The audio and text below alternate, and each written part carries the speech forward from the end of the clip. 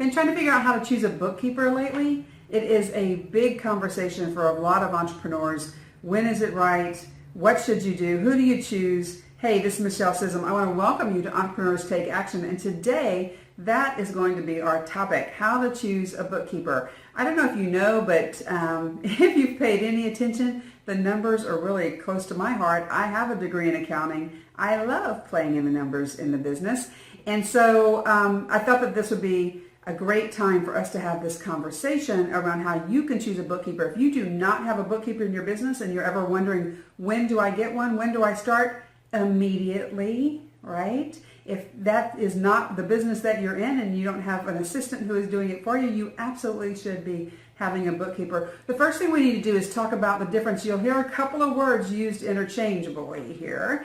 Bookkeeper, accountant, and CPA. So what are the differences? So a bookkeeper is normally a non-degreed person who is recording the entries of your business. They're doing the actual day-to-day recording of those entries. An accountant is a degreed person who can also do what a bookkeeper does. They can record the entries, but they will create financial statements. They can have conversations with you about what's going on with those financial statements and point out for you what you should be paying attention to. A CPA is a degreed accountant who has taken the test to be deemed a certified public accountant.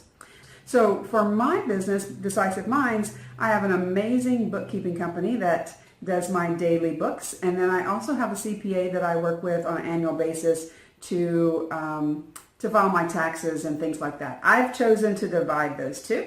And so I wanted to talk to you about what you're looking for when you're choosing a bookkeeper, an accountant, or a CPA. And there really are 4 things. I made some notes because I didn't want to forget.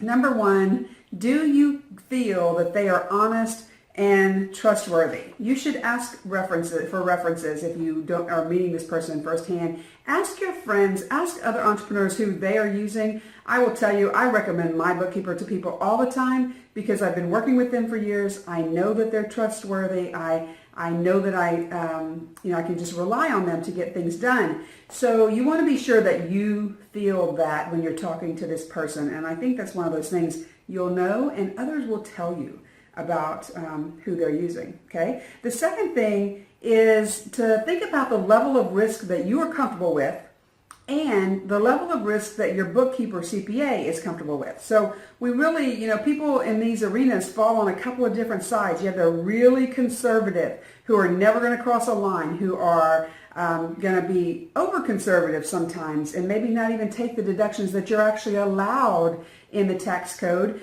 because maybe it might throw up a red flag. Then you have these that are kind of middle of the road. They're going to follow the rules, but maybe they'll take a risk every once in a while. Then you have those who are very much on the risky side and who are like, let's roll the dice.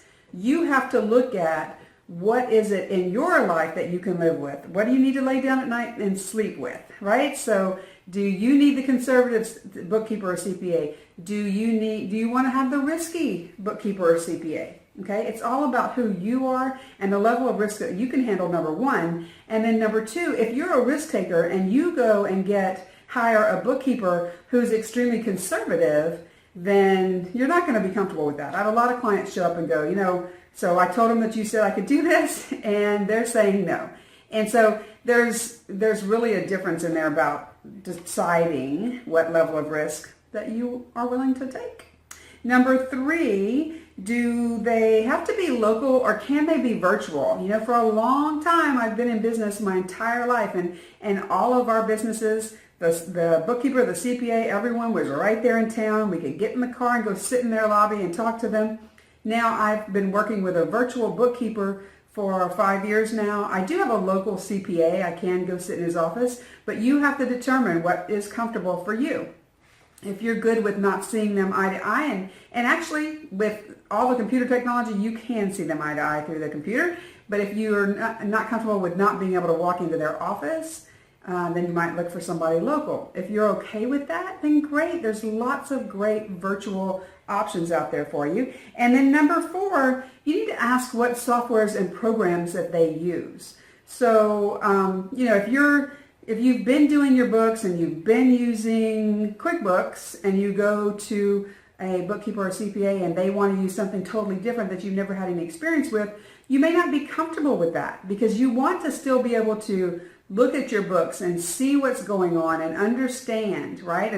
And maybe you've never had any access to any of them, and then in that case, you're okay with whatever they want to teach you how to use. So those are really the 4 things: honesty and trustworthy, level of risk, whether they need to be local or not, and then what programs they are using in their practice.